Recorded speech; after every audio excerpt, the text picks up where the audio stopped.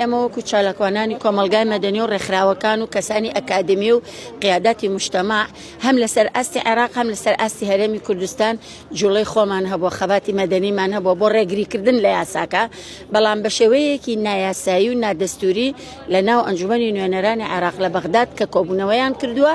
تێپەڕێنراوە و قبول کراوە بەرامبەر بە کۆمەڵە مزایداتی سیاسی. ئێمە هەوڵەکانمان بەردەوامە بێ و شان بەشانی تەحالوفێک کە لەسەر ئاستی عێراق دروست بۆ لە بەغاو شارەکانی جنوب و هەمان تەحالوف لە سلەیمانی هەیە لە هەولێر هەیە هەمومان پشتیوان ئەبین یەکدەست ئەبین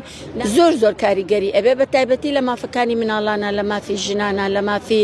خێزانە بەگشتی لە کێش کۆمەڵایەتیەکانە بە تایبەتی بەگشتی ئەمانە هەر هەمووی